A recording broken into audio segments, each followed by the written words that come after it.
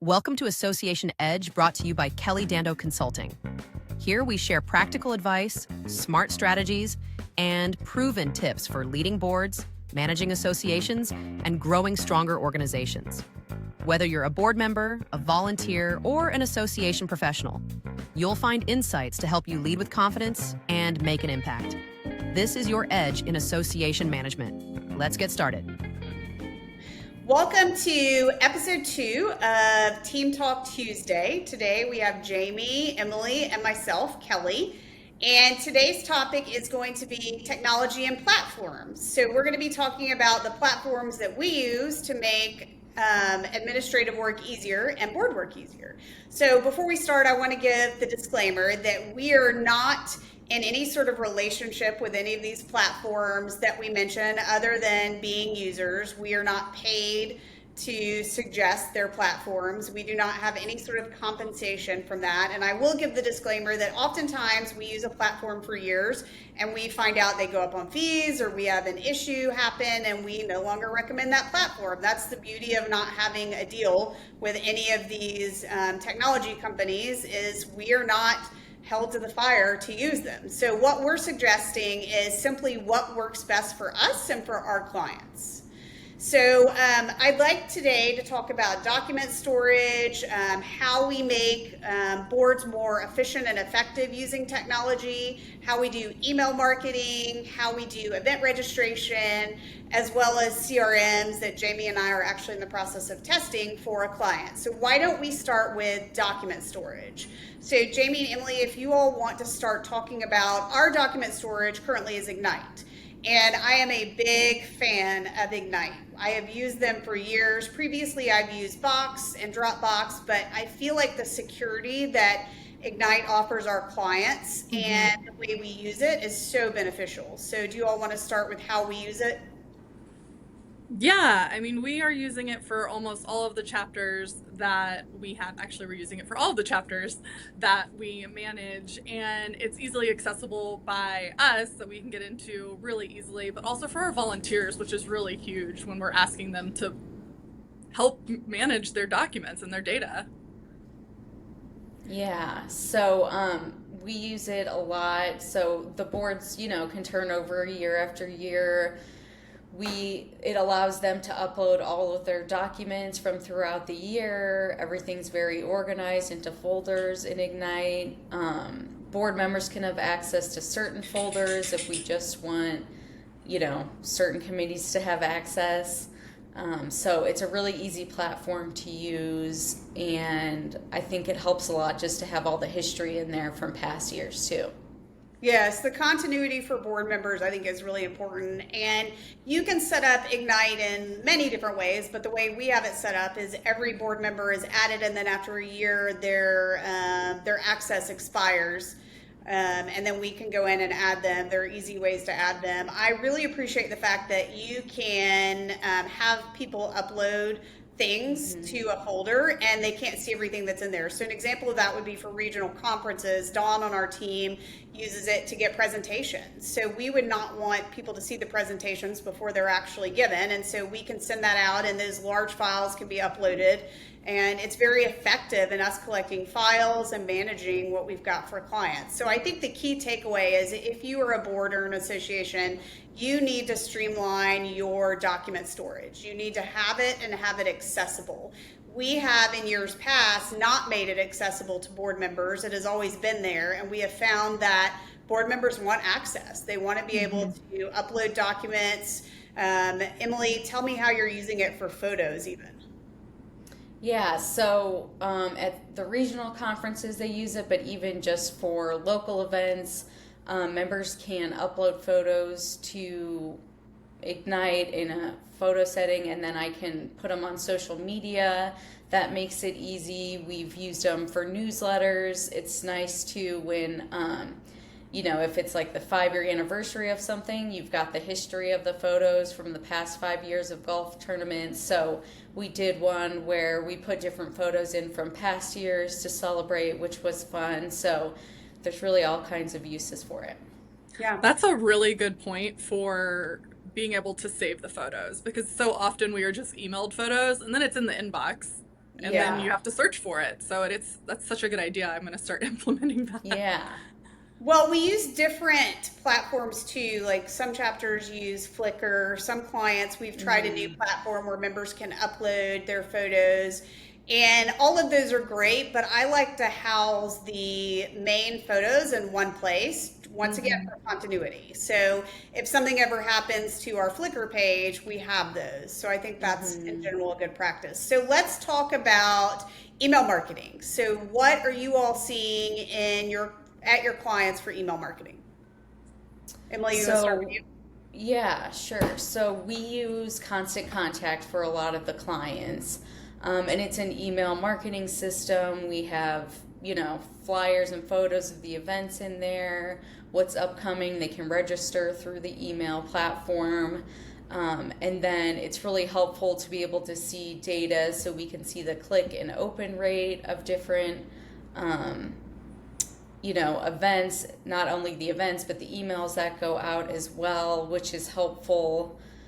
I know a lot of times if it says all the links are being clicked, that usually means it went to their spam folder, because now spam, can decide where to send your emails. So it's just really helpful to have that information. You can pull reports. We upload the new membership lists every month into there. So it's a really good platform.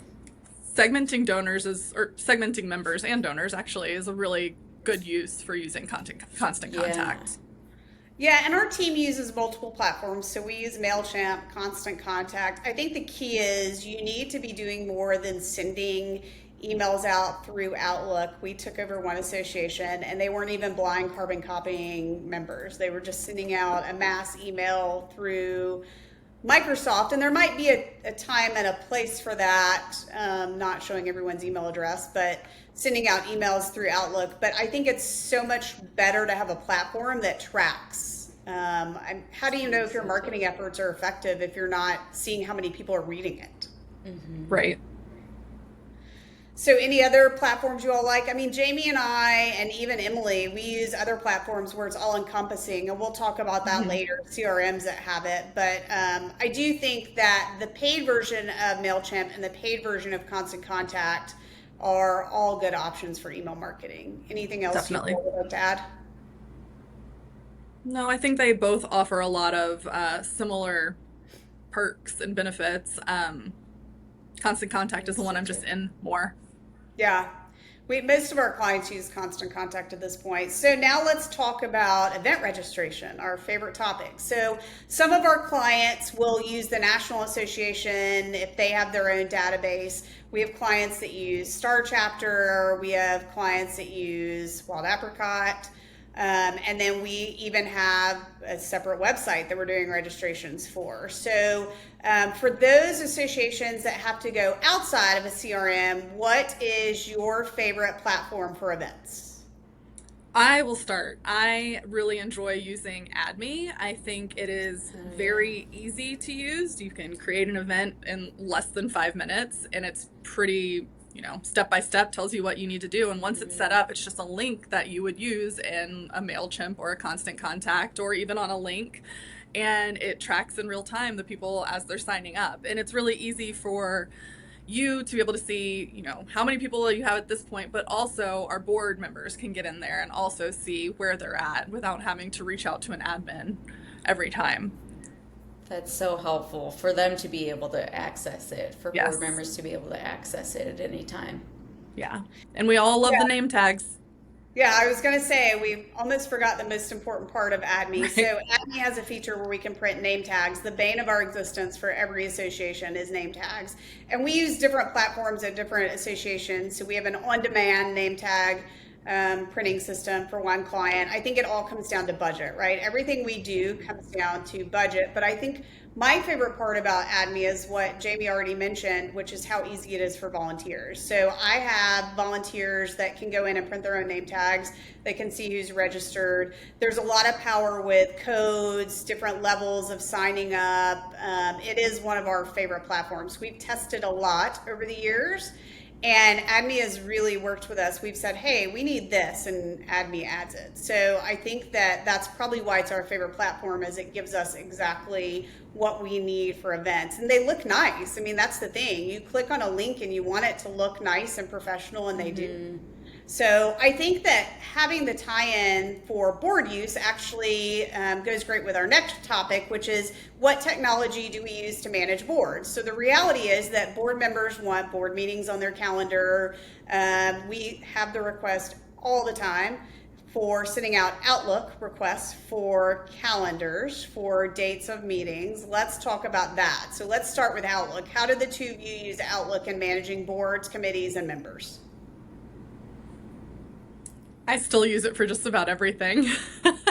So often you'll see my calendar has an Outlook request, and then I'll also have one that'll go through something like Bitrix 24. Yeah, so actually let's mention Bitrix 24. So that is our internal CRM. So as an association management company, we use a CRM that members can enter their social media posts, and it goes to our team member that does social media. And then board members have their own collab space. So this is what I'm getting at, and I'm not suggesting that Bitrix, there are so many platforms that can do this, right? But having a place where board members can collaborate and talk to each other and have a record kept of that is so beneficial. And for us on our end, we want to know, hey, we sat in on this board meeting. When we sit in on board meetings and take minutes, we have the official minutes, but I'm also keeping notes in our client's file. So I'm keeping notes about what our members like, what they don't like, what trends we're seeing in each of the profiles. And I think Bitrix is great for our team and for working on that. Emily, what are your thoughts? How are you using Outlook? Yeah, we do. I actually have a client recently, they hadn't done calendar invites before through Outlook, so we're doing that to all members, and we're going to try that out. I can keep everyone updated. So it's nice to have that, keeps it on people's calendars, kind of holds them accountable to attending the event. The one thing with that is that you still want people to register just so that you can have an official head count. But the calendar invites do, keep it front of mind for people, which is helpful. Well, and I like. So how are you? Sorry. No, go ahead, Jamie. How are you getting people to still register just through calendar invites? I tried that many moons ago and it wasn't very successful. It is. We don't have a single chapter where it is successful. Even when we put in the subject line of the calendar request, you are not registered. Use the link below.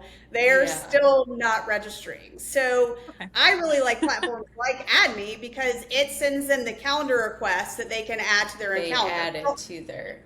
With that said, though, it's a good problem to have, though, right, Emily? So when you create the calendar request and you send it out to all the members, I'd rather have walk-ins and have people not register than have people not know about the event. So if the end game is getting people to an event, I think the chapter just needs to acknowledge that, okay, we could have a lot of walk-ins that are not registering, but in a lot of cases that cancels out the no-shows because we have about, post-COVID, about a 20 to 30% no-show rate in some cases. So I think it can help even that out.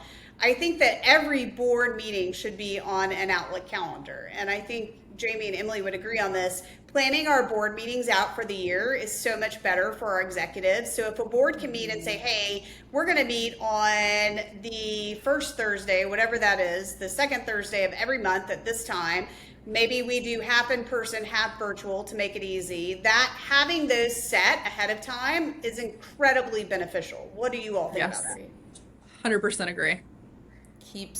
It definitely keeps people accountable for those dates, gives them a heads up for the year. I think that's a really good point, planning ahead throughout the year.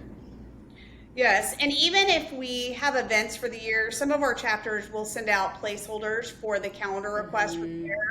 Once again, I've had members say, well, it was on my calendar, so I assumed I was registered. So I think that you have to really put thought into if that's okay for the association, if you will accept walk-ins and if you're comfortable with that. So let's talk about our last topic, CRM platforms. So Jamie and I are in the middle of researching these platforms. We use Star Chapter. Emily has a client that uses Star Chapter. We use Wild Apricot. We use Your Membership. There are lots of platforms that we use, and what we're talking about is a platform that does the email marketing, the event sign up, and the membership management within one system. So we have several clients that use this. We've worked in almost every platform, and Jamie, tell me your opinion, but I think it all comes down to money. So I think Yes. a lot of these platforms are good, but it's at the cost. What are your thoughts? I definitely agree. I mean, when we're looking at these platforms, you always want to fall within someone's budget, under if possible, but you also want to make sure it's user friendly. If something's really hard for us, it's not going to be easy for a volunteer to figure out either. So making sure it's user friendly is just right under the money piece. Yeah, Emily, do you want to talk about your experience? So you've used Star Chapter for one of our- I really like Star Chapter. It's very intuitive. If you've used a CRM before, you can figure Star Chapter out. They have a great help system within the platform as well. So there's lots of documents and videos of how to do things. So that's really helpful. I also like it because board members can get in there. Excuse me.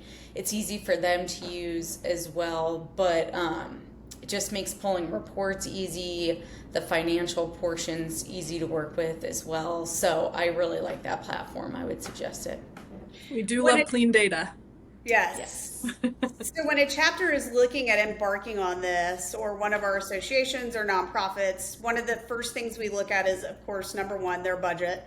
Number two, how do they want to use it? If they want just us in it, that really opens up a lot of platforms, because there are a lot of platforms out there. They're just very difficult for members to use. So if we're going to have members in that platform, that really alters the platforms that we look at. And then we look at how many members they have. A lot of these platforms, as Jamie and I have rediscovered, are based on number of members. So not your number of contacts in your database, but how many members do you actually have. And so we want to see the event portion of it. How does that event setup look? Is it easy? Is it intuitive? What credit card processor does it tie into? I mean, a lot of chapters come to us with PayPal or Square, or do we want to keep that? Or, we could do a whole segment on using payment processors and how that craziness looks with new rules that are in place. So I think that there are lots of things to look at with a CRM, but I think they're incredibly beneficial. I mean, Emily has used it for a client. We're looking at moving another client. I will say, just to take into account the time it takes to transition. So you have to make sure whatever platform you're moving from has accurate information on your membership levels. It just takes time to build it. Any other thoughts that you all have with it? Would you prefer to have an all-encompassing platform to manage a client, or to piecemeal it like we do with some? What do you all prefer? Oh, what a fun would you rather.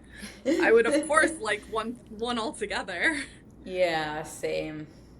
If you knew the logins, if people could see the logins that we have for passwords, it's kind of crazy how we have to track and keep those things secure. We have lots of logins because we use lots of platforms. I think how we're doing it piecemeal with some of our clients is keeping my brain young, because I have to always be thinking about the next few steps.